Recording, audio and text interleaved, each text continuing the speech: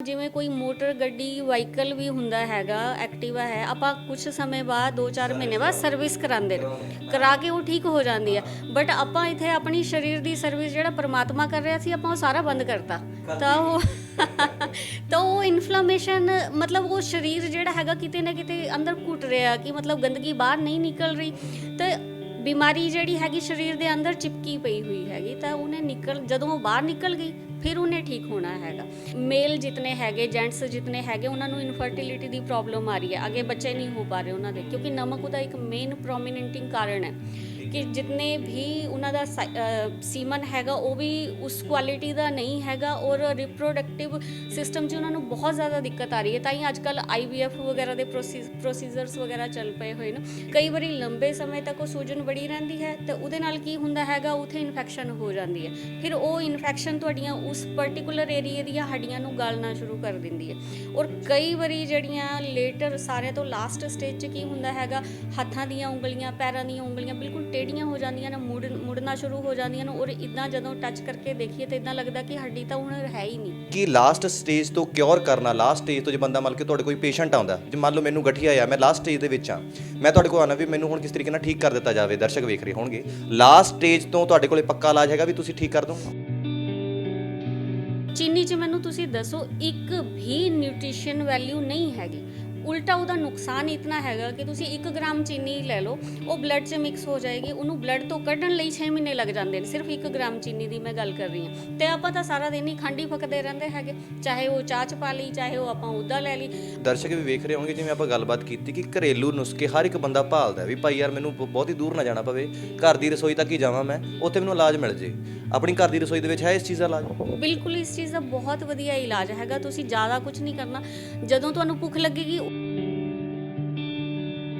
ਕੀ ਗਠੀਏ ਦੇ ਨਾਲ ਹੋਰ ਬਿਮਾਰੀ, ਜਿਵੇਂ ਮੋਟੇ ਤੌਰ ਤੇ ਬੰਦਾ ਕਹਿੰਦਾ ਵੀ ਹਰ ਇੱਕ ਬਿਮਾਰੀ ਕਹਿੰਦੇ ਪੇਟ ਤੋਂ ਸ਼ੁਰੂ ਹੁੰਦੀ ਹੈ, ਬੰਦਾ ਪੇਟ ਨਹੀਂ ਠੀਕ ਤਾਂ ਕੋਈ ਨਾ ਕੋਈ ਬਿਮਾਰੀ ਸ਼ੁਰੂ ਹੋ ਜਾਂਦੀ ਹੈ। ਗਠੀਆ ਵੀ ਕਿਤੇ ਨਾ ਕਿਤੇ ਪੇਟ ਦਾ ਇੱਕ ਬਹੁਤ ਵੱਡਾ ਕਾਰਨ ਹੈ। ਕਿ ਗਠੀਏ ਤੋਂ ਬਾਅਦ ਵੀ ਹੋਰ ਬਿਮਾਰੀਆਂ ਵੱਡੀਆਂ ਲੱਗ ਸਕਦੀਆਂ ਨੇ, ਤੇ ਕਿਹੜੀ ਬਿਮਾਰੀਆਂ ਨੇ ਜਿਹੜੀ ਗਠੀਆਂ ਤੋਂ ਬਾਅਦ ਸ਼ੁਰੂ ਹੁੰਦੀਆਂ? ਦੇਖੋ, ਜਿਨ੍ਹਾਂ ਨੂੰ ਗਠੀਆ ਹੋ ਗਿਆ, ਇਹ ਐਲੋਪੈਥਿਕ ਦੇ ਜਾਂ ਮਾਡਰਨ ਮੈਡੀਸਨ ਦੇ ਅਕੋਰਡਿੰਗ ਆਟੋ ਇਮਿਊਨ ਡਿਜ਼ੀਜ਼ 'ਚ ਆ ਗਿਆ। ਉਹਦੇ 'ਚ ਕੀ ਆਪਾਂ ਕਹਿੰਦੇ ਹੈਗੇ ਕਿ ਆਪਣੀ ਹੀ ਸੈਲਸ ਜਿਹੜੀਆਂ ਹੈਗੀਆਂ, ਆਪਣੇ ਹੀ ਸਰੀਰ ਦੀਆਂ ਦੂਜੀਆਂ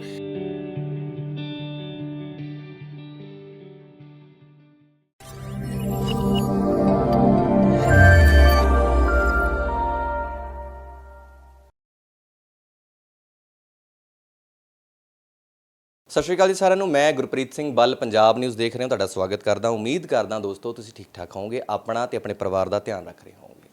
ਅੱਜ ਦੀ ਜ਼ਿੰਦਗੀ ਇੰਨੀ ਕੁ ਜ਼ਿਆਦਾ ਬਿਜ਼ੀ ਹੋ ਚੁੱਕੀ ਹੈ ਕਿ ਬੰਦਾ ਆਪਣੀ ਸਿਹਤ ਵੱਲ ਧਿਆਨ ਨਹੀਂ ਦਿੰਦਾ। ਪੁਰਾਣੇ ਬਜ਼ੁਰਗ ਕੀ ਕਰਦੇ ਸੀ, ਮਿਹਨਤਾਂ ਖੂਬ ਕਰਦੇ ਸੀਗੇ, ਹਾਰਡ ਵਰਕ ਹੁੰਦਾ ਸੀਗਾ, ਖੇਤਾਂ ਦੇ ਵਿੱਚ ਕਈਆਂ ਚਲਾਉਣੀਆਂ, ਪੁਰਾਣੇ ਵੱਟਾਂ ਬਣਾਉਣੀਆਂ, ਹੈ ਨਾ, ਇੱਦਾਂ ਦੇ ਕੰਮ ਹੁੰਦੇ ਸੀ। ਉਸ ਦੇ ਨਾਲ ਕੀ ਹੁੰਦੇ ਸੀ, ਜਿਹੜੇ ਜੋੜ ਹੁੰਦੇ ਸੀਗੇ, ਅੰਗ ਪੈਰ ਹੁੰਦੇ ਸੀ, ਉਹ ਚੰਗੀ ਤਰ੍ਹਾਂ ਕੰਮ ਕਰਦੇ ਰਹਿੰਦੇ ਸੀਗੇ।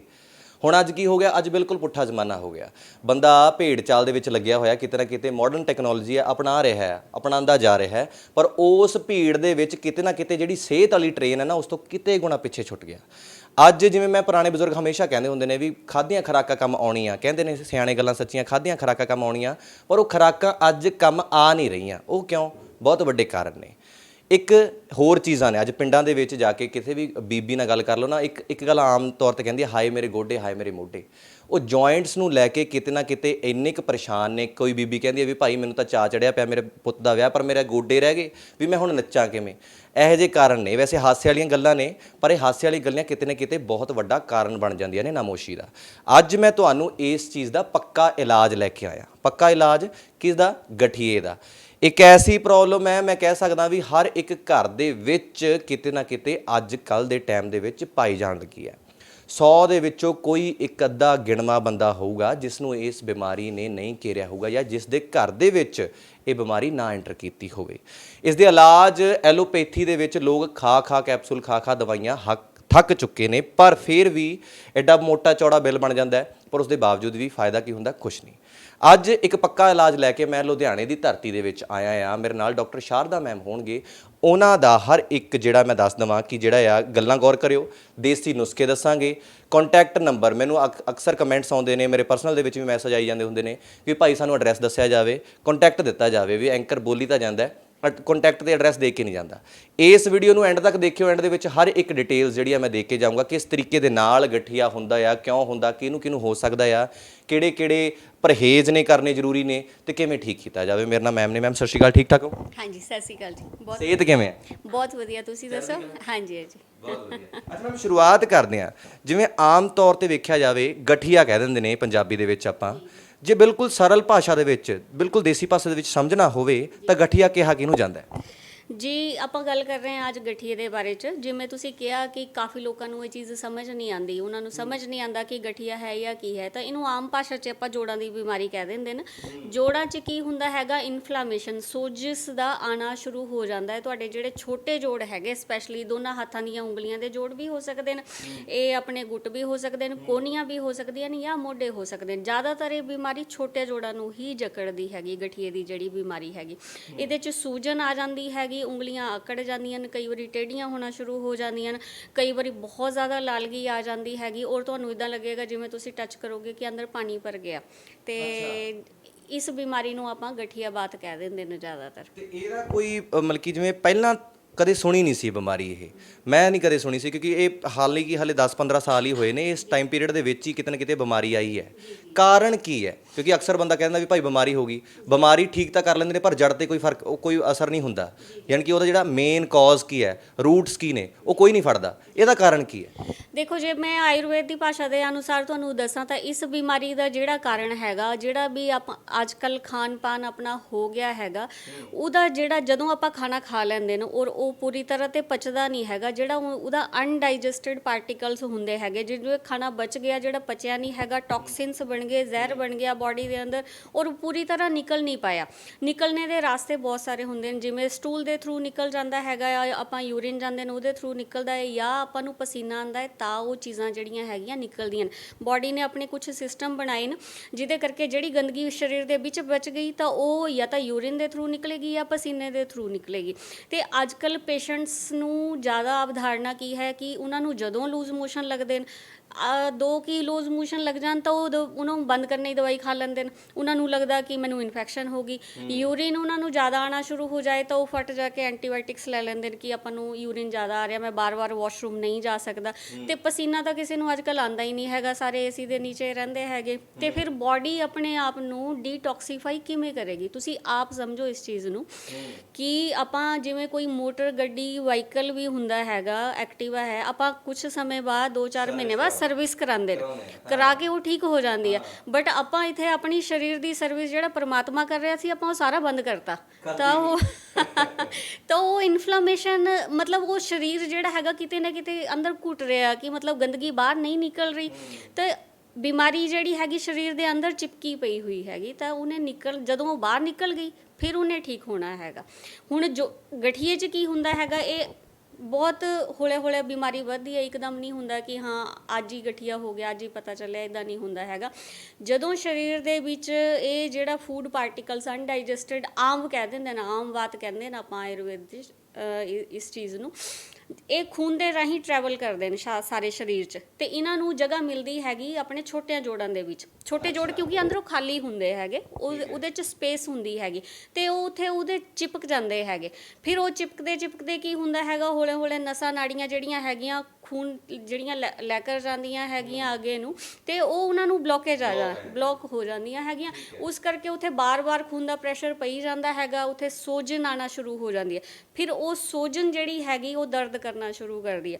ਕਈ ਵਾਰੀ ਲੰਬੇ ਸਮੇਂ ਤੱਕ ਉਹ ਸੋਜਨ ਬੜੀ ਰਹਿੰਦੀ ਹੈ, ਤੇ ਉਹਦੇ ਨਾਲ ਕੀ ਹੁੰਦਾ ਹੈਗਾ, ਉੱਥੇ ਇਨਫੈਕਸ਼ਨ ਹੋ ਜਾਂਦੀ ਹੈ। ਫਿਰ ਉਹ ਇਨਫੈਕਸ਼ਨ ਤੁਹਾਡੀਆਂ ਉਸ ਪਰਟੀਕੂਲਰ ਏਰੀਏ ਦੀਆਂ ਹੱਡੀਆਂ ਨੂੰ ਗਾਲਣਾ ਸ਼ੁਰੂ ਕਰ ਦਿੰਦੀ ਹੈ। ਔਰ ਕਈ ਵਾਰੀ ਜਿਹੜੀਆਂ ਲੇਟਰ, ਸਾਰਿਆਂ ਤੋਂ ਲਾਸਟ ਸਟੇਜ 'ਚ ਕੀ ਹੁੰਦਾ ਹੈਗਾ, ਹੱਥਾਂ ਦੀਆਂ ਉਂਗਲੀਆਂ, ਪੈਰਾਂ ਦੀਆਂ ਉਂਗਲੀਆਂ ਬਿਲਕੁਲ ਟੇਢੀਆਂ ਹੋ ਜਾਂਦੀਆਂ ਨੇ, ਮੁੜਨਾ ਸ਼ੁਰੂ ਹੋ ਜਾਂਦੀਆਂ ਨੇ, ਔਰ ਇੱਦਾਂ ਜਦੋਂ ਟੱਚ ਕਰਕੇ ਦੇਖੀਏ ਤਾਂ ਇੱਦਾਂ ਲੱਗਦਾ ਕਿ ਹੱਡੀ ਤਾਂ ਹੁਣ ਹੈ ਹੀ ਨਹੀਂ। ਮਤਲਬ ਇਹ ਲਾਸਟ ਸਟੇਜ 'ਚ ਬਹੁਤ ਭਿਆਨਕ ਸਥਿਤੀ ਆ ਜਾਂਦੀ ਹੈ। ਇੱਦਾਂ ਵੀ ਹੁੰਦਾ, ਮੈਂ ਜਿਵੇਂ ਕਈ ਪੇਸ਼ੈਂਟਸ ਇੱਦਾਂ ਵੀ ਦੇਖੇ ਜਿਨ੍ਹਾਂ ਦੇ ਹੱਥ ਪੈਰ ਮੁੜਨ ਲੱਗ ਜਾਂਦੇ ਨੇ, ਉਹ ਇਸੇ ਚੀਜ਼ ਦੇ ਵਿੱਚ ਹੁੰਦਾ? ਜੀ, ਉਹ ਗਠੀਏ 'ਚ ਇਹ ਲਾਸਟ ਸਟੇਜ 'ਚ ਹੀ ਹੁੰਦਾ ਹੈਗਾ। ਨਾਰਮਲੀ ਹੱਥ ਮੁੜ ਜਾਂਦੇ ਨੇ, ਪੈਰ ਮੁੜ ਜਾਂਦੇ ਨੇ, ਕੁਝ ਪੇਸ਼ੈਂਟ ਤਾਂ ਇੱਦਾਂ ਗੋਲ ਹੋ ਕੇ ਪੂਰੇ ਬੈੱਡ 'ਤੇ ਪੈ ਜਾਂਦੇ ਨੇ। ਮਤਲਬ ਇਹ ਲਿਫਟ ਕੇ, ਹਾਂ, ਇਹ ਬਹੁਤ ਭਿਆਨਕ ਸਥਿਤੀ ਕਈ ਵਾਰੀ ਕੁਝ ਮਰੀਜ਼ਾਂ ਨੂੰ ਆ ਜਾਂਦੀ ਹੈ ਇੱਦਾਂ ਦੀ ਪ੍ਰੋਬਲਮ। ਅੱਛਾ ਮੈਮ, ਜਿਵੇਂ ਕਿ ਤੁਸੀਂ ਦੱਸਿਆ ਕਿ ਲਾਸਟ ਸਟੇਜ ਹੈ ਇਹਦੇ ਵਿੱਚ ਵੀ, ਹਨਾ, ਤੇ ਇਹ ਕੀ ਲਾਸਟ ਸਟੇਜ ਤੋਂ ਕਿਉਰ ਕਰਨਾ, ਲਾਸਟ ਸਟੇਜ ਤੋਂ ਜੇ ਬੰਦਾ ਮੰਨ ਕੇ ਤੁਹਾਡੇ ਕੋਈ ਪੇਸ਼ੈਂਟ ਆਉਂਦਾ, ਜੇ ਮੰਨ ਲਓ ਮੈਨੂੰ ਗਠੀਆ ਆ, ਮੈਂ ਲਾਸਟ ਸਟੇਜ ਦੇ ਵਿੱਚ ਆ, ਮੈਂ ਤੁਹਾਡੇ ਕੋਲ ਆਉਣਾ ਵੀ ਮੈਨੂੰ ਹੁਣ ਕਿਸ ਤਰੀਕੇ ਨਾਲ ਠੀਕ ਕਰ ਦਿੱਤਾ ਜਾਵੇ, ਦਰਸ਼ਕ ਵੇਖ ਰਹੇ ਹੋਣਗੇ, ਲਾਸਟ ਸਟੇਜ ਤੋਂ ਤੁਹਾਡੇ ਕੋਲੇ ਪੱਕਾ ਇਲਾਜ ਹੈਗਾ ਵੀ ਤੁਸੀਂ ਠੀਕ ਕਰ ਦੋਗੇ? ਦੇਖੋ ਪੱਕਾ ਇਲਾਜ ਆਪਾਂ ਕਿਸ ਚੀਜ਼ ਨੂੰ ਕਹੀਏ? ਪੱਕਾ ਇਲਾਜ ਜੇ ਆਪਾਂ ਕਹਿੰਦੇ ਹੈਗੇ ਆਯੁਰਵੇਦ ਦੀ ਭਾਸ਼ਾ 'ਚ, ਚਾਹੇ ਆਯੁਰਵੇਦ ਹੈ, ਚਾਹੇ ਐਲੋਪੈਥਿਕ ਹੈ, ਚਾਹੇ ਹੋਮਿਓਪੈਥਿਕ ਹੈ, ਚਾਹੇ ਕੋਈ ਹੋਰ ਅਲਟਰਨੇਟਿਵ ਮੈਡੀਸਿਨਸ ਹੈਗੀਆਂ, ਇਹਦੇ 'ਚ ਕੀ ਹੁੰਦਾ ਹੈਗਾ ਨਾ, ਦੋਨਾਂ ਦਾ ਤਾਲਮੇਲ ਜ਼ਰੂਰੀ ਹੈ, ਡਾਕਟਰ ਤੇ ਪੇਸ਼ੈਂਟ ਦਾ। ਇਹ ਬਿਮਾਰੀ ਇਦਾਂ ਦੀ ਨਹੀਂ ਹੈਗੀ ਕਿ ਤੁਹਾਨੂੰ ਮੈਂ ਇੱਕ ਗੋਲੀ ਦੇਤੀ ਤੇ ਤੁਸੀਂ ਠੀਕ ਹੋ ਜਾਣਾ ਹੈਗਾ। ਦੇਖੋ ਬਿਮਾਰੀ ਦਾ ਰੂਟ ਕਾਜ਼ ਸਮਝੋ, ਜੜ ਕਿੱਥੋਂ ਹੈਗੀ। ਤੁਸੀਂ ਖਾਣਾ ਖਾ ਰਹੇ ਹੋ, ਆਪਣੀ ਤੁਹਾਡੀ ਖੁਰਾਕ ਪਿਛਲੇ 25 ਸਾਲ ਪੁਰਾਣੀ ਹੈਗੀ, ਲੇਕਿਨ ਤੁਹਾਡਾ ਸਰੀਰ ਪਚਾ ਨਹੀਂ ਸਕਦਾ ਉਸ ਚੀਜ਼ ਨੂੰ। ਤੇ ਜਦੋਂ ਆਪਾਂ ਉਹ ਚੀਜ਼, ਔਰ ਕੁਝ ਆਯੁਰਵੇਦ 'ਚ ਕੰਟਰਾਇੰਡੀਕੇਟਰੀ ਫੂਡਸ ਮੰਨੇ ਗਏ ਹੋਏ, ਮਤਲਬ ਇਸ ਚੀਜ਼ ਦੇ ਨਾਲ ਆਪਾਂ ਇਹ ਚੀਜ਼ ਨਹੀਂ ਲੈਣੀ। ਜਿਵੇਂ ਆਪਾਂ ਦੁੱਧ ਦੇ ਨਾਲ ਨਮਕ ਦਾ ਉਪਯੋਗ ਵਰਜਿਤ ਹੈਗਾ, ਫਿਸ਼ ਦੇ ਜਿਵੇਂ ਮੱਛਲੀ ਆਪਾਂ ਖਾਂਦੇ ਹੈਗੇ, ਮੱਛਲੀ ਦੇ ਨਾਲ ਆਪਣਾ ਦੁੱਧ ਦਾ ਉਪਯੋਗ ਵਰਜਿਤ ਹੈਗਾ। ਤੇ ਜਦੋਂ ਆਪਾਂ ਇਦਾਂ ਦੀਆਂ ਚੀਜ਼ਾਂ ਜਿਹੜੀਆਂ ਨਿਸ਼ੇਧ ਹੈਗੀਆਂ ਉਹ ਚੀਜ਼ਾਂ ਖਾਣਾ ਸ਼ੁਰੂ ਕਰ ਦੇਣ ਤਾਂ ਉਹਦੇ ਨਾਲ ਕੀ ਹੁੰਦਾ ਹੈਗਾ, ਬਾਡੀ ਦੇ ਜਿੰਨਾ ਵੀ ਆਪਣਾ ਇੰਟਰਨਲ ਸਿਸਟਮ ਹੈ ਉਹ ਰਿਐਕਟ ਕਰਦਾ ਹੈ, ਉਹ ਐਜ਼ ਅ ਪੋਇਜ਼ਨ ਇਮੀਡੀਏਟਲੀ ਬਣਾ ਦਿੰਦਾ ਹੈ ਉਸ ਚੀਜ਼ ਨੂੰ।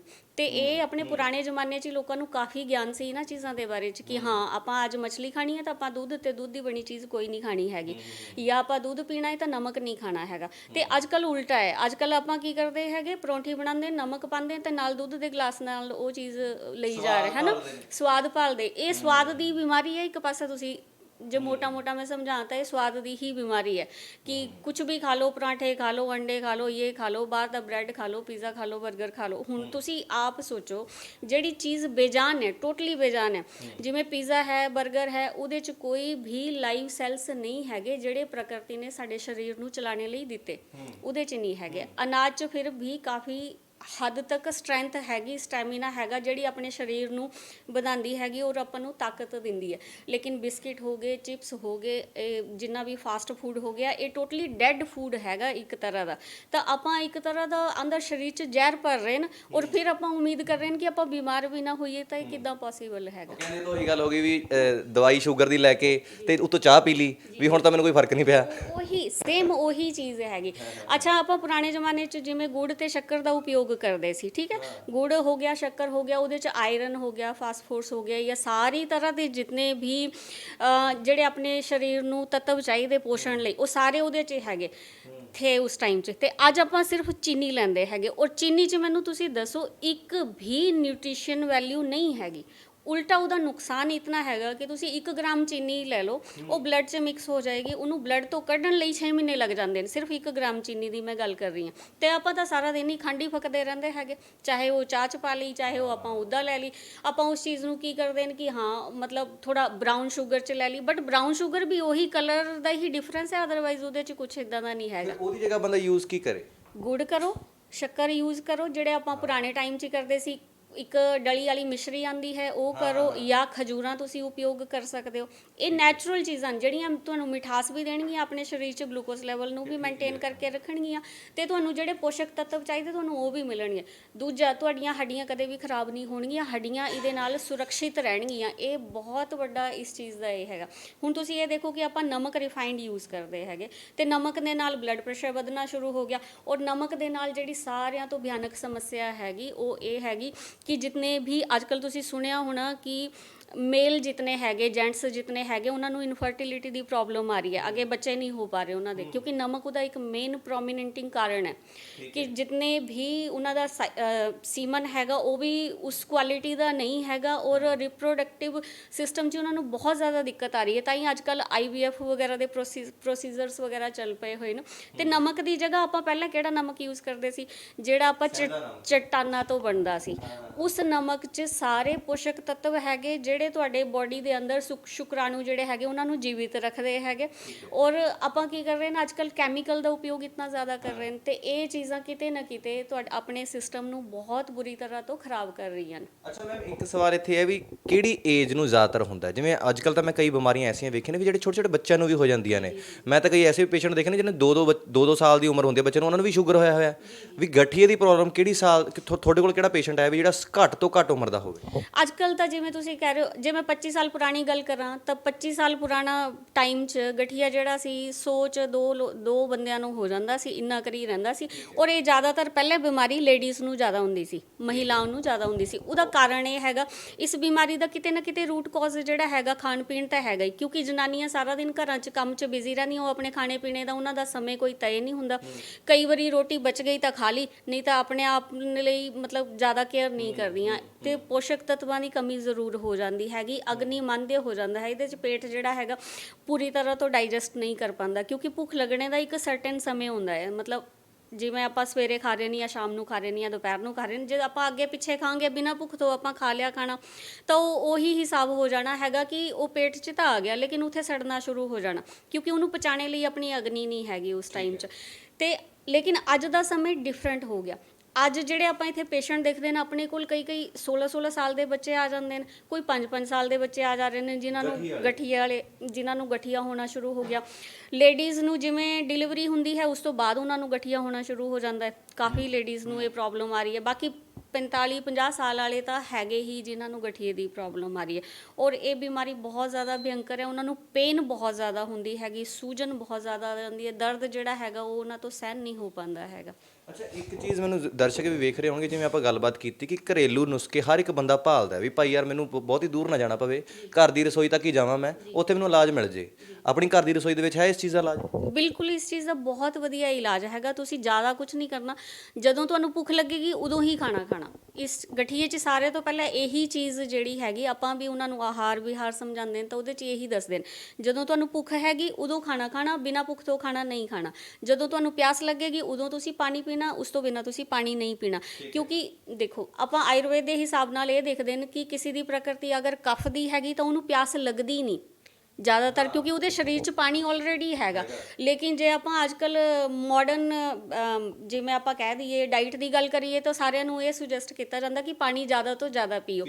ਨਹੀਂ, ਹਾਂ, ਇੱਦਾਂ ਨਹੀਂ ਹੁੰਦਾ, ਕਿਉਂਕਿ ਹਰ ਇਨਸਾਨ ਇੱਕ ਦੂਜੇ ਤੋਂ ਵੱਖਰਾ ਹੈਗਾ, ਇੱਕੋ ਵਰਗਾ ਸਿਸਟਮ ਨਹੀਂ ਹੈਗਾ ਸਾਰਿਆਂ ਦਾ। ਇਸ ਕਰਕੇ ਤੁਸੀਂ ਆਪਣੇ ਸਰੀਰ ਦੀ ਸਿੰਪਲ ਜਿਹੀ ਗੱਲ ਹੈਗੀ, ਆਪਣੇ ਸਰੀਰ ਦੀ ਤੁਸੀਂ ਗੱਲ ਸੁਣੋ। ਜੇ ਤੁਹਾਨੂੰ ਪਿਆਸ ਲੱਗੀ ਹੈ ਉਸ ਟਾਈਮ ਭਾਵੇਂ ਤੁਸੀਂ ਜਿੰਨਾ ਮਰਜ਼ੀ ਪਾਣੀ ਪੀ ਲਓ, ਜੇ ਤੁਹਾਨੂੰ ਭੁੱਖ ਲੱਗੀ ਹੈ ਉਸ ਟਾਈਮ ਤੁਸੀਂ ਜਿੰਨਾ ਮਰਜ਼ੀ ਖਾ ਲਓ, ਠੀਕ ਹੈ। ਕਿਉਂਕਿ ਜਦੋਂ ਭੁੱਖ ਲੱਗੀ ਹੈ ਤੁਸੀਂ ਜੋ ਵੀ ਖਾਓਗੇ ਉਹ ਪ੍ਰੋਪਰਲੀ ਬਰਨ ਹੋਣਾ ਹੈਗਾ ਅੰਦਰ, ਉਸ ਚੀਜ਼ ਨੇ ਹੀ ਚੰਗੀ ਤਰ੍ਹਾਂ ਡਾਈਜੈਸਟ ਹੋ ਕੇ ਰਸ ਬਣਾਉਣਾ ਹੈ, ਫਿਰ ਉਸੀ ਚੀਜ਼ ਨੇ ਤੁਹਾਡਾ ਬਲੱਡ ਅੱਗੇ ਜਿਹੜਾ ਹੈਗਾ ਉਹਦਾ ਅੱਛਾ ਨਿਰਮਾਣ ਕਰਨਾ ਹੈ। ਜੇ ਤੁਹਾਨੂੰ ਭੁੱਖ ਹੀ ਨਹੀਂ ਹੈਗੀ, ਤੁਸੀਂ ਬਸ ਉੱਦਾਂ ਹੀ ਅੰਦਰ ਸਾਰਾ ਕੁਝ ਸੁੱਟੀ ਜਾ ਰਹੇ ਹੋ, ਤਾਂ ਉਹ ਅੰਦਰ ਡੰਪ ਹੋ ਰਿਹਾ, ਇੱਕ ਢੇਰ ਬਣੀ ਜਾ ਰਿਹਾ ਕਚਰੇ ਦਾ, ਕਿਉਂਕਿ ਉਹਨੇ ਪਚਣਾ ਨਹੀਂ ਹੈਗਾ ਖਾਣੇ ਨੇ। ਔਰ ਉਸ ਖਾਣੇ ਨਾਲ ਕੀ ਹੋਣਾ ਹੈਗਾ, ਅੱਗੇ ਚੱਲ ਕੇ ਟੌਕਸਿਨਸ ਹੀ ਬਣਨੇ, ਫਿਰ ਚਾਹੇ ਉਹ ਗਠੀਆ ਹੋ ਜਾਏ, ਫਿਰ ਚਾਹੇ ਉਹ ਤੁਹਾਨੂੰ ਚਮੜੀ ਦੀ ਦਿੱਕਤ ਹੋ ਜਾਏ, ਫਿਰ ਤੁਹਾਨੂੰ ਉਹੀ ਚੀਜ਼ ਚਾਹੇ ਤੁਹਾਨੂੰ ਦਮਾ ਹੋ ਜਾਏ। ਬਿਮਾਰੀਆਂ ਦੇ ਅਲੱਗ-ਅਲੱਗ ਕਾਰਨ ਜ਼ਰੂਰ ਬਣ ਜਾਂਦੇ ਨੇ, ਕਿਉਂਕਿ ਜਿੱਥੇ ਟੌਕਸਿਨਸ ਵੱਧ ਗਏ ਉਹਨੇ ਉਸ ਬਿਮਾਰੀ ਦਾ ਨਾਮ ਲੈ ਲੈਣਾ। ਜੇ ਇਹੀ ਆਪਾਂ ਕਹਿ ਦਈਏ, ਆਮ ਕਹਿ ਦਈਏ, ਮਿਊਕਸ ਕਹਿ ਦਈਏ, ਇਹ ਛਾਤੀ 'ਚ ਜਮ੍ਹਾਂ ਹੋ ਗਿਆ ਤਾਂ ਦਮਾ ਬਲਗਮ ਬਣ ਜਾਣਾ ਹੈਗਾ। ਇਹੀ ਜਿਹੜਾ ਹੈਗਾ ਟੌਕਸਿਨਸ ਜਾਂ ਜ਼ਹਿਰ ਜਿਹੜਾ ਹੈਗਾ ਤੁਹਾਡੀ ਚਮੜੀ 'ਚ ਹੀ ਆ ਗਿਆ ਤਾਂ ਉਹਨੇ ਐਗਜ਼ੀਮਾ ਬਣ ਜਾਣਾ, ਸੋਰਾਇਸਿਸ ਬਣ ਜਾਣਾ, ਜਾਂ ਫੰਗਲ ਇਨਫੈਕਸ਼ਨ ਬਣ ਜਾਣਾ, ਇੱਦਾਂ ਦੀਆਂ ਚੀਜ਼ਾਂ ਬਣ ਜਾਣਾ ਹੈਗਾ। ਇਹੀ ਚੀਜ਼ ਜਿਹੜੀ ਹੈਗੀ ਜੇ ਤੁਹਾਡੇ ਛੋਟੇ ਜੋੜਾਂ 'ਚ ਚਲੀ ਗਈ ਤਾਂ ਆਪਾਂ ਇਸ ਚੀਜ਼ ਨੂੰ ਗਠੀਆ ਕਹਿ ਦੇਣਾ ਹੈਗਾ। ਅੱਛਾ, ਕੀ ਗਠੀਏ ਦੇ ਨਾਲ ਹੋਰ ਬਿਮਾਰੀ, ਜਿਵੇਂ ਮੋਟੇ ਤੌਰ ਤੇ ਬੰਦਾ ਕਹਿ ਦਿੰਦਾ ਵੀ ਹਰ ਇੱਕ ਬਿਮਾਰੀ ਕਹਿੰਦੇ ਪੇਟ ਤੋਂ ਸ਼ੁਰੂ ਹੁੰਦੀ ਹੈ, ਬੰਦਾ ਪੇਟ ਨਹੀਂ ਠੀਕ ਤਾਂ ਕੋਈ ਨਾ ਕੋਈ ਬਿਮਾਰੀ ਸ਼ੁਰੂ ਹੋ ਜਾਂਦੀ ਹੈ। ਗਠੀਆ ਵੀ ਕਿਤੇ ਨਾ ਕਿਤੇ ਪੇਟ ਦਾ ਇੱਕ ਬਹੁਤ ਵੱਡਾ ਕਾਰਨ ਹੈ। ਕਿ ਗਠੀਏ ਤੋਂ ਬਾਅਦ ਵੀ ਹੋਰ ਬਿਮਾਰੀਆਂ ਵੱਡੀਆਂ ਲੱਗ ਸਕਦੀਆਂ ਨੇ, ਤੇ ਕਿਹੜੀ ਬਿਮਾਰੀਆਂ ਨੇ ਜਿਹੜੀ ਗਠੀਆਂ ਤੋਂ ਬਾਅਦ ਸ਼ੁਰੂ ਹੁੰਦੀਆਂ ਨੇ?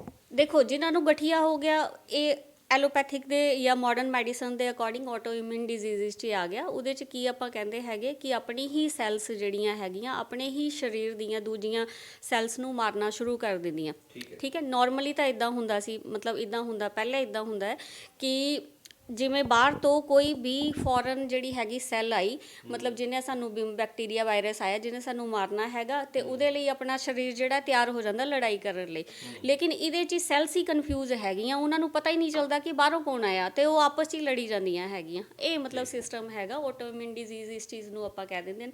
ਇਸ ਚੀਜ਼ ਦੇ ਲਈ ਬਹੁਤ ਜ਼ਰੂਰੀ ਹੈ ਕਿ ਤੁਹਾਨੂੰ ਸਟ੍ਰੈਸ ਨਹੀਂ ਹੋਣਾ ਚਾਹੀਦਾ, ਟੈਨਸ਼ਨ ਨਹੀਂ ਹੋਣੀ ਚਾਹੀਦੀ ਬਿਲਕੁਲ ਵੀ। ਤੁਹਾਡਾ ਸਰੀਰ ਮਨ ਜਿਹੜਾ ਹੈਗਾ ਬਿਲਕੁਲ ਸ਼ਾਂਤ ਹੋਵੇ ਔਰ ਰਿਲੈਕਸਡ ਫਾਰਮ 'ਚ ਹੀ ਹੋਵੇ, ਸੋ ਦੈਟ ਕੀ ਹੋਏਗਾ ਕਿ ਆਯੁਰਵੇਦ ਦੇ ਅਕੋਰਡਿੰਗ ਜਿਹੜਾ ਹੈਗਾ ਮਨ ਦਾ ਸਾਰੇ ਸਰੀਰ ਦੇ ਉੱਪਰ ਪ੍ਰਭਾਵ ਹੈ। ਜਿਵੇਂ ਜਿਵੇਂ ਤੁਸੀਂ ਸੋਚੋਗੇ ਉਵੇਂ ਉਵੇਂ ਤੁਹਾਡੀ ਬਾਡੀ ਜਿਹੜੀ ਹੈਗੀ ਰਿਐਕਟ ਕਰਦੀ ਹੈ। ਔਰ ਇਹ ਜਿਹੜਾ ਆਪਾਂ ਜ਼ਿਆਦਾਤਰ ਇੱਥੇ ਕਲੀਨਿਕਲ ਪ੍ਰੈਕਟਿਸਿਸ 'ਚ ਹੀ ਦੇਖਦੇ ਨੇ, ਕਾਫੀ ਲੋਕਾਂ ਨੂੰ ਜਿਹੜਾ ਗਠੀਆ ਹੈ ਉਹਦਾ ਜਿਹੜਾ ਕਾਰਨ ਹੈਗਾ, ਮੈਂ ਜ਼ਿਆਦਾਤਰ 2 ਕਾਰਨ ਦੇਖੇ ਹੈਗੇ। ਕੁਝ ਪੇਸ਼ੈਂਟਾਂ ਨੂੰ ਹੱਦ ਤੋਂ ਜ਼ਿਆਦਾ ਸਟ੍ਰੈਸ ਹੈਗਾ, ਟੈਨਸ਼ਨ ਦੇ ਨਾਲ ਹੀ ਸੋਚ ਕੇ ਉਹਨਾਂ ਨੂੰ ਇਹ ਬਿਮਾਰੀ ਵੱਧਦੀ ਜਾਂਦੀ ਹੈ, ਉਹਨਾਂ ਦੀਆਂ ਦਰਦਾਂ ਵੱਧਦੀਆਂ ਜਾਂਦੀਆਂ, ਉਹਨਾਂ ਨੂੰ ਸੋਜ ਵੱਧ ਜਾਂਦੀ ਹੈ, ਉਹਨਾਂ ਦੇ ਕੁਆਂਟੀਟੇਟਿਵ ਲੈਵਲਸ ਵੱਧ ਜਾਂਦੇ ਜਦੋਂ ਆਪਾਂ ਟੈਸਟ ਕਰਾਉਂਦੇ। ਦੂਜਾ ਇੱਥੇ ਮੈਂ ਇੱਕ ਚੀਜ਼ ਹੋਰ ਦੇਖੀ ਹੈ ਪੰਜਾਬ ਦੇ ਵਿੱਚ ਕਿ ਜ਼ਿਆਦਾਤਰ ਜਿਹੜੇ ਪੇਸ਼ੈਂਟ ਗਠੀਏ ਤੋਂ ਪ੍ਰਭਾਵਿਤ ਹੈਗੇ ਉਹਨਾਂ ਨੂੰ ਆਦਤ ਹੈਗੀ ਬਾਸੀ ਬਇਆ ਖਾਣਾ ਖਾਣ ਦੀ। ਜਿਵੇਂ ਆਪਾਂ ਪਿਛਲੇ ਦਿਨ ਦਾਲ ਸਬਜ਼ੀ ਕੁਝ ਵੀ ਬਣਾ ਲਈ, ਉਹ 4 ਦਿਨ ਚਲਾਣਗੇ। ਉਹਨਾਂ ਨੂੰ ਇਹ ਲੱਗਦਾ ਕਿ ਫ੍ਰਿਜ ਜਿਹੜਾ ਹੈਗਾ ਬੜਾ ਸੁਰੱਖਿਅਤ ਚੀਜ਼ ਹੈ, ਬਣਾ ਕੇ ਉਹਦੇ 'ਚ ਰੱਖ ਲਓ ਤੇ ਉਹਨੂੰ 4 ਦਿਨ ਚਲਾਈ ਚੱਲੋ। ਲੇਕਿਨ ਉਹਨਾਂ ਨੂੰ ਇਹ ਨਹੀਂ ਪਤਾ ਕਿ ਖਾਣਾ ਜਿਹੜਾ ਹੈਗਾ 4-5 ਘੰਟਿਆਂ ਤੋਂ ਬਾਅਦ ਜਿਹੜਾ ਹੈ ਪੋਇਜ਼ਨ ਬਣ ਜਾਂਦਾ ਆਪਣੇ ਆਪ ਹੀ। ਮੈਂ ਤਾਂ ਇਹ ਚੀਜ਼ ਸੋਚ ਕੇ ਹੁਣ ਟੈਨਸ਼ਨ ਪੈ ਗਈ ਕਿ ਸਾਡੇ ਘਰੇ ਕੱਲ ਸਾਗ ਧਰਿਆ ਸੀਗਾ, ਉਹ ਹੁਣ 4-5 ਦਿਨ ਚੱਲੂਗਾ। ਹਾਂ, ਸਾਰਾ ਕਿਉਂ ਇਦਾਂ ਹੀ ਹੁੰਦਾ ਹੈਗਾ, ਕਿਉਂਕਿ ਮੈਂ ਵੀ ਕਾਫੀ ਪੇਸ਼ੈਂਟਸ ਜਿਹੜੇ ਆਪਾਂ ਦੇਖਦੇ ਨੇ ਜ਼ਿਆਦਾਤਰ ਇਹੀ ਚੀਜ਼ ਹੈਗੀ। ਅੱਜ ਦਾਲ ਬਣਾ ਲਈ ਹੈਗੀ 3 ਦਿਨ ਚੱਲੇਗੀ, ਅੱਜ ਸਾਗ ਬਣਾ ਲਿਆ ਹੈਗਾ 3-4 ਦਿਨ ਚੱਲੇਗਾ। ਇੱਕ ਮੈਂ ਗੱਲ ਟੋਕ ਰਿਹਾ, ਇੱਕ ਆਟੇ ਨੂੰ ਵੀ ਕਹਿੰਦੇ ਨੇ, ਕਹਿੰਦੇ ਆਟੇ ਨੂੰ ਫ੍ਰਿਜ ਦੇ ਵਿੱਚ ਰੱਖਣਾ ਵੀ, ਆਟਾ ਵੀ ਕਹਿੰਦੇ ਲਾਈਵ ਮਤਲਬ ਕਿ ਉੱਥੇ ਗੁੰਨਣਾ ਚਾਹੀਦਾ ਹੈ। ਬਿਲਕੁਲ, ਤੁਸੀਂ ਆਪ ਹੀ ਦੇਖੋ, ਤੁਸੀਂ ਅੱਜ ਆਟਾ ਗੁੰਨਿਆ, ਤੁਸੀਂ ਫਰੈਸ਼ ਆਟੇ ਦਾ ਐਗਜ਼ਾਮਪਲ ਆਪਣੇ ਆਪ ਕਰਨੇ ਵਾਲੀਆਂ ਚੀਜ਼ਾਂ ਹੈਗੀਆਂ, ਤੁਸੀਂ ਘਰ ਕਰਕੇ ਦੇਖੋ। ਮੇਰੀਆਂ ਗੱਲਾਂ ਤੇ ਵਿਸ਼ਵਾਸ ਕਰਨ ਦੀ ਜ਼ਰੂਰਤ ਨਹੀਂ, ਪਹਿਲਾਂ ਕਰ ਲਿਓ, ਠੀਕ ਹੈ। ਅੱਜ ਆਟਾ ਗੁੰਨੂ ਉਹਨੂੰ ਦੇਖ ਲਓ ਤੇ ਇੱਕ ਜਿਹੜਾ ਫ੍ਰਿਜ 'ਚ 2 ਦਿਨ ਪਹਿਲਾਂ ਗੁੰਨਿਆ ਆਟਾ ਉਹਨੂੰ ਦੀ ਸ਼ਕਲ ਦੇਖ ਲਓ, ਤੁਹਾਨੂੰ ਆਪ ਹੀ ਲੱਗ ਜਾਣਾ ਉਹ ਇੰਨਾ ਕਾਲਾ, ਮਤਲਬ ਦੇਖਣੇ ਨੂੰ ਜੀ ਨਹੀਂ ਕਰਦਾ ਉਸ ਆਟੇ ਦਾ, ਤੇ ਆਪਾਂ ਉਹ ਚੀਜ਼ ਖਾਂਦੇ ਹੈਗੇ ਹੈ ਨਾ। ਔਰ ਤੁਸੀਂ ਇਹ ਦੇਖੋ ਕਿ ਆਪਣੀ ਰਿਸਪੌਂਸਿਬਿਲਟੀ ਕਿੰਨੀ ਵੱਡੀ ਹੈਗੀ, ਆਪਾਂ ਪਰਿਵਾਰ 'ਚ ਰਹਿੰਦੇ ਹੈਗੇ, ਆਪਾਂ ਨੈਕਸਟ ਜਨਰੇਸ਼ਨ ਆਪਣੀਆਂ ਪੀੜ੍ਹੀਆਂ ਤੱਕ ਉੱਤਰਦਾਇਿਤਵ ਆਪਣਾ ਹੈਗਾ, ਕਿਉਂਕਿ ਆਪਣੇ ਹੀ ਘਰ 'ਚ ਛੋਟਿਆਂ ਜਵਾਕਾਂ ਨੇ ਵੱਡੇ ਹੋ ਕੇ ਉਹਨਾਂ ਨੇ ਘਰ ਚਲਾਣੇ, ਉਹਨਾਂ ਨੇ ਹੀ ਦੇਸ਼ ਚਲਾਉਣਾ, ਉਹਨਾਂ ਨੇ ਹੀ ਆਪਣਾ ਪੰਜਾਬ ਚਲਾਉਣਾ ਹੈਗਾ। ਤੇ ਆਪਾਂ ਆਪ ਤਾਂ ਬਿਮਾਰ ਹੋ ਰਹੇ ਨੇ ਸਿਰਫ ਇਸ ਕਰਕੇ ਕਿ ਆਪਾਂ ਨੂੰ ਥੋੜਾ ਕੰਮ ਵੱਧ ਨਾ ਕਰਨਾ ਪੈ ਜਾਏ, ਤੇ ਆਪਾਂ ਆਪਣੀਆਂ ਪੀੜ੍ਹੀਆਂ ਨੂੰ ਬਰਬਾਦ ਕਰਨੇ ਦੇ ਕਗਾਰ ਤੇ ਹੈਗੇ। ਆਪਾਂ ਇਸ ਚੀਜ਼ ਦਾ ਦੋਸ਼ ਬੱਚਿਆਂ ਨੂੰ ਕਿਵੇਂ ਦੇ ਸਕਦੇ ਨੇ ਕਿ ਆਪਾਂ ਕਹਿੰਦੇ ਨੇ ਬੱਚੇ ਤਾਂ ਸੁਣਦੇ ਨਹੀਂ ਸਾਡੀ ਗੱਲ, ਉਹ ਤਾਂ ਮੰਨਦੇ ਨਹੀਂ, ਕਿਉਂਕਿ ਆਪਾਂ ਸਿਖਾਇਆ ਨਹੀਂ ਨਾ। ਨਹੀਂ ਤਾਂ ਪੁਰਾਣੇ ਟਾਈਮ 'ਚ ਜਿਵੇਂ ਮਾਵਾਂ ਇੱਕ ਵਾਰੀ ਸਿਖਾ ਦਿੰਦੀਆਂ ਸੀ ਉਸ ਚੀਜ਼ ਨੂੰ ਬੱਚੇ, ਮਤਲਬ ਮੈਂ ਇਹ ਵੀ ਚੀਜ਼ ਹਾਲੇ ਤੱਕ ਵੀ ਮੈਂ ਇੱਦਾਂ ਦੀਆਂ ਫੈਮਿਲੀਜ਼ ਦੇਖੀਆਂ ਹੋਈਆਂ ਕਿ ਬੰਦੇ ਵੀ ਬਜ਼ੁਰਗ ਹੋ ਜਾਂਦੇ ਲੇਕਿਨ ਉਹਨਾਂ ਦੀ ਮਾਤਾ ਵੀ ਬਜ਼ੁਰਗ ਹੁੰਦੀਆਂ, ਲੇਕਿਨ ਉਹ ਅੱਜ ਤੱਕ ਡਰਦੇ ਨੇ ਮਾਤਾ। ਹਾਂ, ਕਿ ਮਾਤਾ ਨੇ ਇੱਦਾਂ ਕਹਿਤਾ ਆਪਾਂ ਨਹੀਂ ਕਰ ਸਕਦੇ ਜੀ ਇੱਦਾਂ। ਤਾਂ ਇਹ ਚੀਜ਼ਾਂ ਬਹੁਤ ਜ਼ਰੂਰੀ ਹੈਗੀਆਂ। ਆਪਣੇ ਘਰ ਤੋਂ ਹੀ ਇੱਕ ਹੈਲਦੀ ਜਿਹੜਾ ਹੈਗਾ ਲਾਈਫ ਸਟਾਈਲ ਜਿਹੜਾ ਹੈਗਾ ਉਹ ਸਟਾਰਟ ਕਰਨਾ ਜ਼ਰੂਰੀ ਹੈ, ਠੀਕ ਹੈ। ਕਿਉਂਕਿ ਆਪਣਾ ਜਿਹੜਾ ਸਰੀਰ ਹੈਗਾ ਉਹ ਨੈਚੁਰਲ ਚੀਜ਼ਾਂ ਨਾਲ ਹੀ ਉਹਨੇ ਬਿਲਕੁਲ ਫਲਰਿਸ਼ ਰਹਿਣਾ ਹੈਗਾ, ਕੋਈ ਬਿਮਾਰੀ ਨਹੀਂ ਰਹਿਣੀ ਹੈਗੀ। ਜਿੰਨਾ ਆਪਾਂ ਪ੍ਰੋਸੈਸਡ ਫੂਡ ਖਾਵਾਂਗੇ, ਚਾਹੇ ਕੁਝ ਵੀ ਹੈਗਾ, ਜਿਹੜੀ ਆਪਾਂ ਪ੍ਰੋਸੈਸ ਫੂਡ ਦਾ ਮਤਲਬ ਇਹ ਹੋ ਗਿਆ ਕਿ ਕੁਝ ਵੀ ਲੈ ਲਓ, ਚਾਹੇ ਬਿਸਕਿਟ ਲੈ ਲਓ, ਚਾਹੇ ਬਟਰ ਲੈ ਲਓ, ਚਾਹੇ ਕੁਝ ਵੀ ਲੈ ਲਓ, ਆਪਾਂ ਅੱਜ ਬਣਾਤਾ ਦੁਕਾਨ ਤੋਂ ਲਿਆਏ, ਕੀ ਪਤਾ ਕਿੰਨਾ ਦਿਨ ਪੁਰਾਣਾ ਹੈਗਾ, ਮਹੀਨਾ ਪੁਰਾਣਾ, 6 ਮਹੀਨੇ ਪੁਰਾਣਾ ਹੈਗਾ, ਲੇਕਿਨ ਅੱਛਾ ਉਹ ਕਿਵੇਂ ਸੇਫ ਕਿਵੇਂ ਹੈਗਾ, ਤੁਸੀਂ ਇਹ ਵੀ ਤਾਂ ਸੋਚੋ। ਉਹਦੇ 'ਚ ਕੈਮੀਕਲ ਪਿਆ ਹੋਇਆ ਤਾਂ ਹੀ ਉਹ ਟਿਕ ਰਿਹਾ ਨਾ। ਨਹੀਂ ਤਾਂ ਆਪਾਂ ਘਰ ਲੱਸੀ ਅੱਜ ਬਣਾ ਲੈਂਦੇ ਹਾਂ, 5 ਦਿਨਾਂ ਬਾਅਦ ਲੱਸੀ ਦੀ ਹਾਲਤ ਦੇਖ ਲਓ ਕੀ ਹੋ ਜਾਣੀ ਹੈ, ਤਾਂ ਉਹ ਖਰਾਬ ਹੋ ਜਾਂਦੀਆਂ ਨੇ ਚੀਜ਼ਾਂ। ਤੇ ਕੈਮੀਕਲ ਲੱਗੀਆਂ ਚੀਜ਼ਾਂ ਨੂੰ ਆਪਾਂ ਨਾ ਉਹਦੇ ਨਾਲ ਫ੍ਰਿਜ ਭਰ ਲਏ ਹੈਗੇ, ਔਰ ਆਪਾਂ ਫਰੈਸ਼ ਚੀਜ਼ ਕੋਈ ਵੀ ਅਲਾਈਵ ਯੂਜ਼ ਨਹੀਂ ਕਰਦੇ। ਅੱਛਾ ਮੈਮ ਜੀ, ਤੁਸੀਂ ਦੱਸਿਆ ਵੀ ਹੁਣ ਆਪਾਂ ਇਲਾਜ ਦੀ ਗੱਲ ਕਰਦੇ ਨੇ, ਪੱਕੇ ਇਲਾਜ ਦੀ, ਜਿਵੇਂ ਸ਼ੁਰੂਆਤ ਦੇ ਵਿੱਚ ਦਰਸ਼ਕਾਂ ਨੂੰ ਦੱਸਿਆ ਕਿ ਪੱਕਾ ਇਲਾਜ ਮਿਲਦਾ ਹੈ। ਜਿਵੇਂ ਬਾਹਰ ਵੀ ਵੇਖਿਆ, ਜੇ ਆਪਾਂ ਨਾਰਮਲ ਤਰੀਕੇ ਤੇ ਗੱਲ ਕਰੀਏ, 100 ਦੇ ਵਿੱਚ ਮੰਨ ਲਓ 100 ਪੇਸ਼ੈਂਟ ਆਉਂਦਾ ਹੈ, 100 ਦੇ ਵਿੱਚੋਂ ਗਠੀਏ ਦੇ ਪੇਸ਼ੈਂਟ ਕਿੰਨੇ ਆਉਂਦੇ ਨੇ? ਦੇਖੋ, ਜੇ ਆਪਣੇ ਕੋਲ ਤਾਂ ਸਾਰੀ ਤਰ੍ਹਾਂ ਦੇ ਪੇਸ਼ੈਂਟਸ ਆਉਂਦੇ ਨੇ, ਗੋਡਿਆਂ ਦੇ, ਗਠੀਏ ਦੇ, ਕਮਰ ਦਰਦ ਦੇ। ਜੇ 100 ਪੇਸ਼ੈਂਟ ਗਠੀਏ ਦੇ ਆ ਰਹੇ ਨੇ, ਪਹਿਲਾਂ ਮੈਂ ਤੁਹਾਨੂੰ ਦੱਸ ਦਿੰਦੀ ਹਾਂ, ਗਠੀਆ ਇੱਕ ਤਰ੍ਹਾਂ ਦੀ ਬਿਮਾਰੀ ਨਹੀਂ ਹੈਗਾ, ਇਹਦੇ ਅਲੱਗ-ਅਲੱਗ ਲੈਵਲ ਹੈਗੇ। ਬਹੁਤ ਤਰ੍ਹਾਂ ਦਾ ਗਠੀਆ ਹੁੰਦਾ ਹੈਗਾ, ਕਿਸੇ ਨੂੰ ਇਨਫੈਕਸ਼ਨ ਕਰਕੇ ਗਠੀਆ ਹੈਗਾ, ਕਿਸੇ ਨੂੰ ਇਨਫਲੇਮੇਸ਼ਨ ਕਰਕੇ ਹੈਗਾ, ਸੋਜਿਸ ਕਰਕੇ ਹੈਗਾ, ਕਿਸੇ ਨੇ ਕੋਈ ਕਿਸੇ ਹੋਰ ਬਿਮਾਰੀ ਕਰਕੇ ਪਹਿਲਾਂ ਬਿਮਾਰ ਪਿਆ ਸੀ ਤੇ ਉਹਨਾਂ ਨੇ ਉਹਦੀ ਦਵਾਈ ਖਾਧੀ ਤੇ ਫਿਰ ਉਹਨੂੰ ਉਸ ਤਰ੍ਹਾਂ ਦਾ ਗਠੀਆ ਹੋ ਜਾਂਦਾ ਹੈਗਾ। ਇਹ ਰੀਜ਼ਨ ਜਿਹੜੇ ਹੈਗੇ ਉਹ ਤੁਸੀਂ ਆਪਣੇ ਆਪ ਫਾਈਂਡ ਆਊਟ ਨਹੀਂ ਕਰ ਸਕਦੇ। ਉਹ ਤੁਹਾਨੂੰ, ਜੇ ਤੁਹਾਨੂੰ ਜੋੜਾਂ 'ਚ ਦਰਦ ਜਿਹੜੀ ਹੈਗੀ 1 ਮਹੀਨੇ ਤੋਂ ਜ਼ਿਆਦਾ ਰਹਿਣਾ ਸ਼ੁਰੂ ਹੋ ਗਈ, ਤਾਂ ਤੁਹਾਨੂੰ ਜ਼ਰੂਰ ਡਾਕਟਰ ਨੂੰ ਕੰਸਲਟ ਕਰਕੇ ਪਹਿਲਾਂ ਇਸ ਚੀਜ਼ ਦੀ ਜਾਂਚ ਕਰਾਉਣੀ ਚਾਹੀਦੀ ਕਿ ਤੁਹਾਨੂੰ ਕਿਹੜੀ ਟਾਈਪ ਦਾ ਗਠੀਆ ਹੈਗਾ, ਠੀਕ ਹੈ। ਲਾਈਨ ਆਫ ਟਰੀਟਮੈਂਟ ਉਸ ਤੋਂ ਬਾਅਦ ਡਿਸਾਈਡ ਹੁੰਦਾ ਹੈ। ਜੇ ਔਰ ਇਸ ਬਿਮਾਰੀ ਦਾ ਸਾਰੇ ਤੋਂ ਅੱਛੀ ਚੀਜ਼ ਇਹ ਹੈ ਕਿ ਤੁਹਾਨੂੰ ਜਦੋਂ ਪਤਾ ਚੱਲ ਗਿਆ ਤੁਹਾਨੂੰ ਉਦੋਂ ਹੀ ਦਾ ਇਲਾਜ ਸ਼ੁਰੂ ਕਰਾ ਦੇਣਾ ਚਾਹੀਦਾ, ਤੁਹਾਨੂੰ ਇਹਦੇ ਲਈ ਵੇਟ ਨਹੀਂ ਕਰਨੀ ਚਾਹੀਦੀ। ਹੁਣ ਮੈਂ ਤੁਹਾਨੂੰ ਇਹ ਦੱਸਦੀ ਹਾਂ ਕਿ ਜੇ 100 'ਚ ਆਪਣੇ ਕੋਲ 100 ਪੇਸ਼ੈਂਟ ਆਉਂਦੇ ਨੇ ਤਾਂ ਕਿੰਨੇ ਜਿਹੜੇ ਹੈਗੇ ਪੂਰੀ ਤਰ੍ਹਾਂ ਠੀਕ ਹੋ ਜਾਂਦੇ ਨੇ? 100 'ਚ 60-70 ਪੇਸ਼ੈਂਟ ਜਿਹੜੇ ਹੈਗੇ ਪੂਰੀ ਤਰ੍ਹਾਂ ਠੀਕ ਹੋ ਜਾਂਦੇ ਨੇ, ਠੀਕ ਹੈ। ਇਹ ਰਿਵਰਸ ਹੋ ਜਾਂਦੀ ਹੈ ਬਿਮਾਰੀ, ਇੱਦਾਂ ਦੀ ਗੱਲ ਨਹੀਂ ਕਿ ਇਹ ਠੀਕ ਨਹੀਂ ਹੁੰਦੀ ਜਾਂ ਇਲਾਜ ਹੈ। ਜਿਹੜੇ ਰਹਿ ਗਏ 20-30% ਕਈ ਵਾਰੀ ਇੱਦਾਂ ਹੁੰਦਾ ਹੈਗਾ ਪੇਸ਼ੈਂਟ ਜਿਹੜਾ ਹੈਗਾ ਇਸ ਬਿਮਾਰੀ ਨਾਲ ਪਿਛਲੇ 20-25 ਸਾਲਾਂ ਤੋਂ ਜੂਝ ਰਿਹਾ ਹੁੰਦਾ ਹੈਗਾ, ਬਹੁਤ ਲੰਬਾ ਟਾਈਮ ਹੋ ਜਾਂਦਾ। ਤਾਂ ਜਿਹੜਾ 20-25 ਸਾਲਾਂ ਤੋਂ ਜੂਝ ਰਿਹਾ ਨਾ ਇਸ ਬਿਮਾਰੀ ਨਾਲ, ਉਹ ਕਦੇ ਵੀ ਐਕਸਪੈਕਟ ਨਹੀਂ ਕਰ ਸਕਦਾ ਕਿ ਮੈਂ ਮਹੀਨੇ 2 ਮਹੀਨਿਆਂ 'ਚ ਬਿਲਕੁਲ ਚੱਲਦਾ ਫਿਰਦਾ ਠੀਕ ਹੋ ਜਾ। ਇੱਦਾਂ ਨਹੀਂ ਹੁੰਦਾ ਹੈਗਾ, ਕਿਉਂਕਿ ਇਹ ਸਿਸਟਮ ਬਹੁਤ ਜ਼ਿਆਦਾ ਡੀਪਲੀ ਵਰਕ ਕਰਦਾ ਹੈਗਾ। ਇੱਦਾਂ ਨਹੀਂ ਹੈਗਾ ਕਿ ਤੁਹਾਡੀਆਂ ਮੁੜੀਆਂ ਉਂਗਲੀਆਂ ਹੈਗੀਆਂ ਅੱਜ ਬਿਲਕੁਲ ਸਿੱਧੀਆਂ ਹੋ ਜਾਣਗੀਆਂ 2 ਮਹੀਨਿਆਂ 'ਚ, ਇੱਦਾਂ ਨਹੀਂ ਹੁੰਦਾ। ਬਟ ਤੁਸੀਂ ਪੇਸ਼ੈਂਸ ਰੱਖੋਗੇ, ਡਾਕਟਰ ਦੀ ਸਲਾਹ ਦੇ ਅਨੁਸਾਰ ਚੱਲੋਗੇ ਤਾਂ ਤੁਸੀਂ ਠੀਕ ਜ਼ਰੂਰ ਹੋ ਜਾਓਗੇ। ਔਰ ਤੁਹਾਨੂੰ ਜਿਹੜੀ ਰਿਕਵਰੀ ਹੈਗੀ ਉਹ ਤੁਹਾਨੂੰ ਦਿਖਣਾ ਸ਼ੁਰੂ ਹੋ ਜਾਂਦੀ ਹੈ, ਕੁਝ ਮਹੀਨਿਆਂ ਦੇ ਵਿੱਚ ਦਿਖਣਾ ਸ਼ੁਰੂ ਹੋ ਜਾਂਦੀ ਹੈ। ਇਹ ਵੀ ਕਰ ਲਈਏ, ਹੁਣ ਕਿੰਨਾ ਟਾਈਮ ਦਵਾਈ ਖਾਣੀ ਪੈ ਸਕਦੀ? ਜੇ ਮੰਨ ਲਓ ਹੁਣ ਤੁਹਾਡੇ ਕੋਲੇ ਪੇਸ਼ੈਂਟ ਆਉਂਦਾ ਵੀ ਭਾਈ ਮੈਨੂੰ ਆਹ ਬਿਮਾਰੀ ਹੈ, ਗਠੀਏ ਦੀ ਬਿਮਾਰੀ ਹੈ, ਕਿੰਨਾ ਕੁ ਟਾਈਮ ਲੰਮਾ ਚੱਲ ਸਕਦੀ ਹੈ ਦਵਾਈ? ਕਿਉਂਕਿ ਹਰ ਇੱਕ ਪੇਸ਼ੈਂਟ ਚਾਹੁੰਦਾ ਵੀ ਜਲਦ ਤੋਂ ਜਲਦ, ਅੱਜ ਕੱਲ੍ਹ ਤਾਂ ਕਹਿੰਦੇ ਚੁਟਕੀ ਵੱਜੀ ਤੇ ਮੇਰੀ ਬਿਮਾਰੀ ਠੀਕ ਹੋ ਜਾਏ, ਬਸ ਆਹ ਭਾਲਦੇ ਨੇ, ਪਰ ਕਿੰਨਾ ਕੁ ਲੰਮਾ ਟਾਈਮ ਖਾਣੀ ਪੈ ਸਕਦੀ? ਇਹਦੇ 'ਚ ਇੱਦਾਂ ਹੁੰਦਾ ਹੈਗਾ ਜੀ ਕਿ ਹਰ ਪੇਸ਼ੈਂਟ ਇੱਕ ਦੂਜੇ ਤੋਂ ਵੱਖਰਾ ਹੁੰਦਾ। ਜਿਵੇਂ ਮੈਂ ਤੁਹਾਨੂੰ ਪਹਿਲਾਂ ਵੀ ਦੱਸਿਆ, ਕੁਝ ਪੇਸ਼ੈਂਟ ਜਿਹੜੇ ਹੈਗੇ ਉਹ 5-7 ਮਹੀਨੇ ਜਾਂ ਸਾਲ 'ਚ ਠੀਕ ਹੋ ਜਾਂਦੇ ਨੇ, ਕੁਝ ਪੇਸ਼ੈਂਟ 2-4 ਸਾਲ ਵੀ ਲੱਗ ਜਾਂਦੇ ਨੇ, ਔਰ ਕੁਝ ਪੇਸ਼ੈਂਟ ਇੱਦਾਂ ਦੇ 2-4% ਪੇਸ਼ੈਂਟ ਇੱਦਾਂ ਦੇ ਵੀ ਹੁੰਦੇ ਨੇ ਸ਼ਾਇਦ ਜਿਨ੍ਹਾਂ ਨੂੰ ਪਰਮਾਨੈਂਟ ਦਵਾਈ ਖਾਣੀ ਪੈ ਜਾਏ। ਕਿਉਂਕਿ ਹਰ ਬਿਮਾਰੀ ਦਾ ਲੈਵਲ, ਉਹਦੀ ਸਟੇਜਿਸ, ਗਠੀਏ ਦੀ ਸਟੇਜਿਸ, ਇਹ ਹਰ ਪੇਸ਼ੈਂਟ ਦੀ ਹੀ ਵੱਖ-ਵੱਖ ਹੈਗੀ, ਠੀਕ ਹੈ। ਹੁਣ ਸਿੰਪਲ ਜਿਹੀ ਗੱਲ ਹੈਗੀ, ਮੈਂ ਤੁਹਾਨੂੰ ਦੱਸਿਆ ਸੀ ਪਹਿਲਾਂ ਕਿ ਇਸ ਬਿਮਾਰੀ ਦਾ ਰੂਟ ਕਾਜ਼ ਪੇਟ ਤਾਂ ਹੈਗਾ ਹੀ ਹੈਗਾ, ਲੇਕਿਨ ਸਟ੍ਰੈਸ ਔਰ ਟੈਨਸ਼ਨ ਵੀ ਹੈਗੀ, ਠੀਕ ਹੈ। ਆਪਾਂ ਦਵਾਈਆਂ ਇੱਥੋਂ ਦੇ ਰਹੇ ਨੇ, ਆਪਾਂ ਕਾਉਂਸਲਿੰਗ ਵੀ ਕਰ ਰਹੇ, ਲੇਕਿਨ ਉਹਦਾ ਸਟ੍ਰੈਸ ਹੀ ਨਹੀਂ ਖਤਮ ਹੋ ਰਿਹਾ, ਤਾਂ ਉਹ ਚੀਜ਼ ਵਰਕ ਨਹੀਂ ਕਰਦੀ, ਠੀਕ ਹੈ। ਆਪਾਂ ਇੱਥੋਂ ਮੈਡੀਸਨਸ ਦੇਤੀਆਂ ਜਾਂ ਆਪਾਂ ਟਰੀਟਮੈਂਟ ਚਲਾ ਲਿਆ ਔਰ ਪੇਸ਼ੈਂਟ ਨੂੰ ਆਪਾਂ ਪਰਹੇਜ਼ ਦੱਸਿਆ, ਪੇਸ਼ੈਂਟ ਪਰਹੇਜ਼ ਨਹੀਂ ਕਰ ਰਿਹਾ, ਤਾਂ ਉਹ ਵੀ ਚੀਜ਼ ਨਹੀਂ ਆਉਂਦੀ ਹੈਗੀ। ਔਰ ਇਹ ਆਮ ਸਾਧਾਰਨ ਜੋੜਾਂ ਦੀ ਬਿਮਾਰੀ ਨਹੀਂ ਹੈਗੀ, ਬਹੁਤ ਕੰਪਲਿਕੇਟਡ ਬਿਮਾਰੀ ਹੈਗੀ। ਇਸ ਬਿਮਾਰੀ ਨੂੰ ਹਲਕੇ 'ਚ ਨਹੀਂ ਲੈਣਾ ਚਾਹੀਦਾ, ਕਿਉਂਕਿ ਅੱਗੇ ਚੱਲ ਕੇ ਤੁਹਾਡੀ ਲਾਈਫ ਜਿਹੜੀ ਹੈਗੀ ਬਹੁਤ ਜ਼ਿਆਦਾ ਡਿਸਟਰਬ ਹੋ ਸਕਦੀ ਹੈ। ਅੱਛਾ ਮੈਮ, ਐਂਡ ਦੇ ਵਿੱਚ ਹੁਣ ਜੇ ਦਰਸ਼ਕਾਂ ਤੋਂ ਇਜਾਜ਼ਤ ਵੀ ਲੈਣੀ ਹੈ, ਆਪਣਾ ਸੰਪਰਕ ਨੰਬਰ ਤੇ ਪ੍ਰੋਪਰ ਐਡਰੈਸ ਜ਼ਰੂਰ ਦੱਸ ਦਿਓ, ਕਿਉਂਕਿ ਹੁਣ ਦਰਸ਼ਕ ਵੇਖ ਰਹੇ ਹੋਣਗੇ, ਇੱਥੇ ਤੱਕ ਆਉਣਾ ਚਾਹੁੰਦੇ ਹੋਣ। ਜਾਂ ਇੱਕ ਗੱਲ ਮੈਨੂੰ ਜ਼ਰੂਰ ਦੱਸ ਦਿਓ, ਤੁਸੀਂ ਜੇ ਮੰਨ ਲਓ ਇੱਥੋਂ ਦਵਾਈ ਬਾਹਰ ਭੇਜ ਸਕਦੇ ਹੋ? ਕਿਉਂਕਿ ਕਈ ਵਾਰ ਆਪਣੇ ਫੋਰਨਰ ਜਿਹੜੇ ਵੀਰ ਭੈਣ ਹੁੰਦੇ ਨੇ ਉਹ ਵੇਖ ਰਹੇ ਹੁੰਦੇ ਨੇ ਵੀ ਭਾਈ ਅਸੀਂ ਦਵਾਈ ਬਾਹਰ ਹੀ ਮੰਗਾ ਲਈਏ, ਭੇਜੀ ਜਾ ਸਕਦੀ ਹੈ? ਗਠੀਏ ਦੀ ਦਵਾਈ ਜਿਹੜੀ ਹੈਗੀ, ਆਪਣੇ ਬਹੁਤ ਸਾਰੇ ਪੇਸ਼ੈਂਟਸ ਹੈਗੇ, ਪੰਜਾਬ ਤੋਂ ਵੀ ਹੈਗੇ, ਪੰਜਾਬ ਤੋਂ ਬਾਹਰ ਦੇ ਵੀ ਹੈਗੇ, ਔਰ ਜ਼ਿਆਦਾਤਰ ਆਪਣੇ ਕੋਲ ਪੇਸ਼ੈਂਟ ਕੈਨੇਡਾ ਔਰ ਇੰਗਲੈਂਡ ਦੇ ਹੈਗੇ, ਜਿਨ੍ਹਾਂ ਨੂੰ ਗਠੀਏ ਦੀ ਪ੍ਰੋਬਲਮ ਜ਼ਿਆਦਾ ਹੈ। ਆਪਣੀ ਜਾਂਦੀਆਂ ਹੈਗੀਆਂ ਬਾਹਰ ਦਵਾਈਆਂ, ਉਹਦਾ ਵੀ ਇੱਕ ਸਰਟਨ ਆਪਣੇ ਕੋਲ ਪ੍ਰੋਟੋਕੋਲ ਹੈਗਾ। ਆਪਾਂ ਸਾਰੀ ਉਹਨਾਂ ਦੀ ਕੇਸ ਹਿਸਟਰੀ ਕੰਸਲਟੇਸ਼ਨ ਕਰਕੇ, ਟੈਲੀਫੋਨਿਕਲੀ ਕੰਸਲਟੇਸ਼ਨ ਜਾਂ ਵੀਡੀਓ ਕੰਸਲਟੇਸ਼ਨ ਦੇ ਰਾਹੀਂ ਆਪਾਂ ਲੈਂਦੇ ਹੈਗੇ। ਉਹਨਾਂ ਦਾ ਸਾਰਾ ਪਿਛਲਾ ਰਿਕਾਰਡ ਲੈਂਦੇ ਨੇ, ਉਹ ਕਿਹੜੀਆਂ ਦਵਾਈਆਂ ਖਾ ਰਹੇ ਨੇ, ਕਿਆ ਲਾਈਫ ਸਟਾਈਲ ਹੈਗਾ, ਉਹ ਸਾਰਾ ਚੈੱਕ ਕਰਕੇ ਉਹਨਾਂ ਨੂੰ ਮੈਡੀਸਨਸ ਆਪਾਂ ਇੱਥੋਂ ਸੈਂਡ ਕਰਦੇ ਨੇ। ਬਾਕੀ ਐਡਰੈਸ ਮੈਂ ਤੁਹਾਨੂੰ ਦੱਸ ਦਿੰਦੀ ਹਾਂ, ਜਿਹੜਾ ਆਪਣਾ ਲੁਧਿਆਣਾ ਹੈਗਾ, ਇੱਥੇ ਮਾਡਲ ਟਾਊਨ 562L ਹੈਗਾ।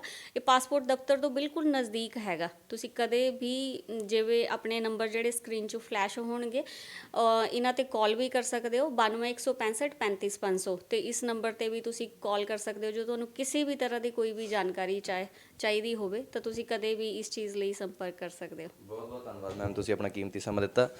ਸੋ ਦੋਸਤੋ, ਇਹ ਸਨ ਮੈਮ ਸ਼ਾਰਦਾ ਜੀ, ਲੁਧਿਆਣੇ ਦੇ ਵਿੱਚ ਬੈਠੇ ਸੀ। ਜਿਵੇਂ ਪਹਿਲਾਂ ਕਹਿੰਦਾ, ਮੈਨੂੰ ਮਾਨ ਸਾਹਿਬ ਦੀ ਲਾਈਨਾਂ ਯਾਦ ਆ ਗਈ, ਕਹਿੰਦੇ ਬਾਕੀ ਦੇ ਕੰਮ ਬਾਅਦ 'ਚ, ਪਹਿਲਾਂ ਸਿਹਤ ਜ਼ਰੂਰੀ ਹੈ। ਪਰ ਅੱਜ ਕੱਲ੍ਹ ਸਿਹਤ ਦੇ ਉੱਤੇ ਕੋਈ ਕੰਮ ਨਹੀਂ ਕਰ ਰਿਹਾ।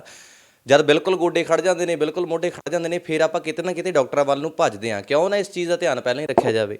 ਆਪਾਂ 5-10 ਰੁਪਏ ਬਚਾਉਣ ਦੇ ਕਰਕੇ ਕਈ ਚੀਜ਼ਾਂ ਐਸੀਆਂ ਖਾ ਲੈਂਦੇ ਹਾਂ। ਹਾਂ, ਕਦੇ ਕਦੇ ਖਾਣੀਆਂ ਜਾਇਜ਼ ਵੀ ਨੇ, ਪਰ ਰੋਜ਼ਮर्रा ਦੀ ਜ਼ਿੰਦਗੀ ਦੇ ਵਿੱਚ ਖਾਣੀਆਂ ਵੀ ਕਿਤੇ ਨਾ ਕਿਤੇ ਬਹੁਤ ਵੱਡਾ ਨੁਕਸਾਨ ਹੈ। ਇੱਕ ਚੀਜ਼ ਇੱਥੇ ਇੱਕ ਹੋਰ ਯਾਦ ਆ ਗਈ, ਕਹਿੰਦੇ ਹਰ ਇੱਕ ਬੰਦੇ ਦੇ, ਕਹਿੰਦੇ ਵੀ ਬੰਦੇ ਦਾ ਦਿਲ ਜਿੱਤਣਾ ਹੋਵੇ, ਕਹਿੰਦਾ ਉਹਦੇ ਪੇਟ ਤੋਂ ਹੋ ਕੇ ਰਸਤਾ ਜਾਂਦਾ ਆ। ਪਰ ਪੇਟ ਤੋਂ ਹੋ ਕੇ ਅੱਜ ਕੱਲ੍ਹ ਬਿਮਾਰੀਆਂ ਵੀ ਜਾ ਰਹੀਆਂ ਨੇ। ਲੋਕ ਸਮਝਦੇ ਨਹੀਂ ਇਸ ਗੱਲ ਨੂੰ। ਪਰ ਮੈਂ ਉਮੀਦ ਕਰਦਾ ਕਿ ਵੀਡੀਓ ਚੰਗੀ ਲੱਗੀ ਹੋਊਗੀ। ਵੀਡੀਓ ਨੂੰ ਵੱਧ ਤੋਂ ਵੱਧ ਸ਼ੇਅਰ ਕਰ ਦਿਓ, ਤਾਂ ਕਿ ਜਿਹੜੇ ਲੋਕ ਦੇਖ ਰਹੇ ਨੇ, ਸੰਪਰਕ ਨੰਬਰ ਤੁਹਾਡੀ ਟੀਵੀ ਸਕਰੀਨ 'ਤੇ ਚੱਲ ਰਹੇ ਨੇ, ਐਡਰੈਸ ਤੁਹਾਨੂੰ ਦੱਸ ਦਿੱਤਾ ਗਿਆ ਆ। ਦੂਰੋਂ ਨੇੜੇ ਕੋਈ ਵੀ ਲੋਕ ਆ ਰਹੇ ਨੇ ਤਾਂ ਸੰਪਰਕ ਕਰ ਸਕਦੇ ਨੇ ਵੀ ਕਿਸ ਤਰੀਕੇ ਨਾਲ ਇਸ ਐਡਰੈਸ 'ਤੇ ਪਹੁੰਚਿਆ ਜਾਵੇ।